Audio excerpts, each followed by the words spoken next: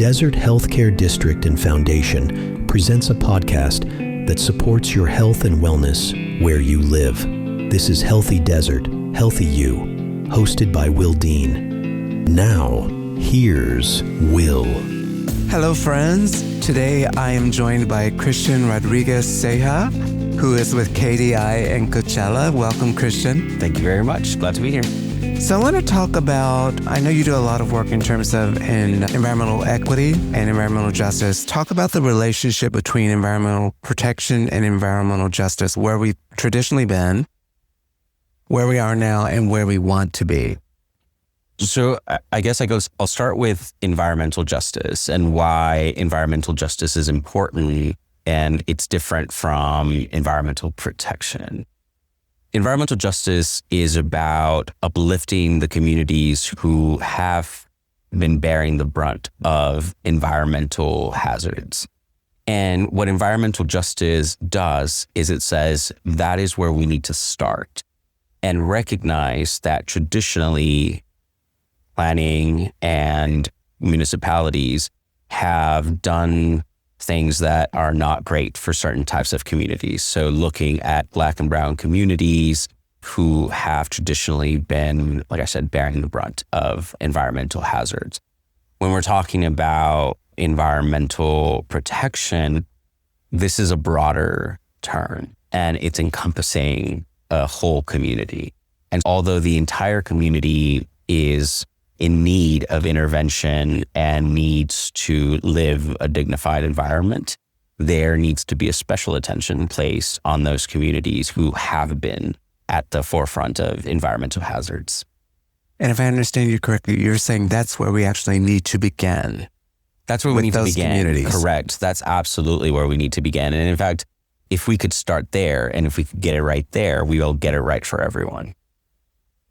So we generally believe that anything environmental related affects the entire community. The same air, same water, but people experience it differently. Tell me about that from the perspective of West Coachella Valley, East Coachella Valley.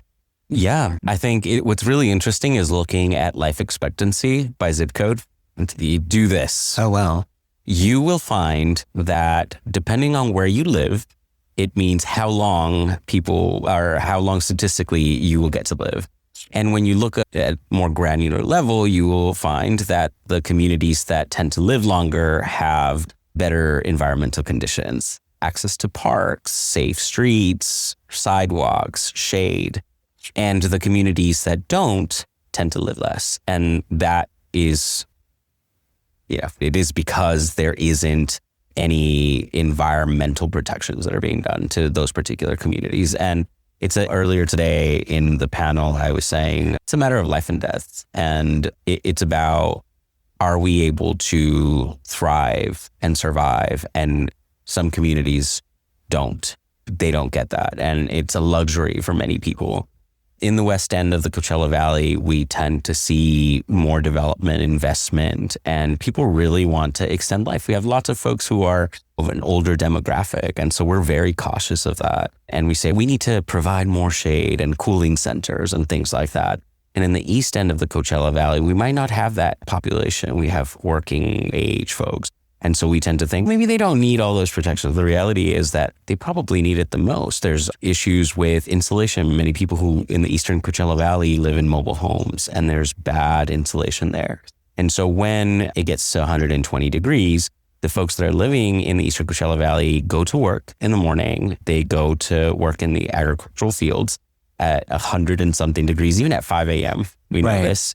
And they finish their job and they go home. As opposed to us who go home, turn on our air conditioning, they're going to a hot mobile home that doesn't have proper insulation, that doesn't have proper cooling systems. So they don't get to regulate their body heat for the entire day. And as we know, that's a public health issue because if you can't keep your body temperature under a certain degree, your body starts doing some bad things. You start getting things like kidney failure and it just shuts down the system. We're not intended to be that hot. And the problems of heat, for example, are experienced very differently on one side of the valley versus the other. That's a really good example. And when you were speaking earlier about the benefits of development in the western part of the valley, of course, we're talking about really smart development because we're seeing some development that actually contributes to the environmental challenges. So talk about, I think a lot of people are familiar with the Salton Sea and those major issues. What are some of the other environmental challenges in the Coachella Valley that people may not hear as much about? I really want to, maybe it's beating a dead horse, but heat, I think we know it's hot.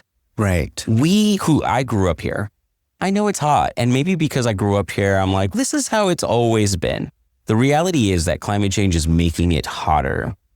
And we know that by putting a grown tree that has plenty of canopy, or a grove of trees, or a cluster is even better of a design, you can cool that space up to 30 degrees Celsius. Oh, wow. Yeah, we are doing this project with the UCLA, and they're running some heat maps with us for the Shade Equity Master Plan that we're doing with Public Health, Riverside University Health System, Public Health, and UCLA. And our heat mapping is showing that by putting shade intervention, 30 degrees Celsius, that's insane. On a 120 day, that's major. Maybe we don't want to be out there anyway, but on a 100-degree day, Fahrenheit, it's substantial. And I think we need to uplift the issue of heat. I don't think we talk enough about it. And I think because we live in a hot region, we think this is it. There's nothing we can do about it. And that's a lie. And so I think that to me is the most pressing issue. And I think the urban foresting, that's also a conversation that could be had that sort of overlays a lot of interventions for things like the Salton Sea. So talking about heat in the desert, I think some people may have the idea, as you said, we live in a desert. It's hot here. It can't get hotter. We've had 120 days before, but the issue becomes those days are more frequent. Right. Yeah. And that's the problem with climate change is heat waves are getting longer and more consistent. Right. Somebody in the panel earlier was saying, I used to wear, he was saying, come October when I was trick-or-treating, I wanted to put on a sweater. Now it's December and I'm wearing shorts. That's the reality. And I think many people, we just forget that because we're in a desert and it's hot, we're like, oh yeah, this is how things are. But the reality is that things have been changing and our community has been getting hotter. And I think whether you care about the environment or don't, even if you don't care, it has some financial implications for our region. The Coachella Valley is known as a tourist destination, but what happens when in the cooler months, it's not cool? So what's going to happen to the local economy if we can't get that resolved? And that's what I'm saying. When we're doing intervention and we're able to cool things down, it's starting to get uncomfortable even in the months when people who are escaping the snow can be here. And when we cool things down, everybody benefits. Yeah. One thing I like to do with the podcast, I like to ask what residents can do in their daily lives to empower themselves, to make a difference in their own community. What are some tips that you have? Get involved, talk to your neighbor. I was just talking to someone now who was saying, look, I'm having a really hard time with my HOA.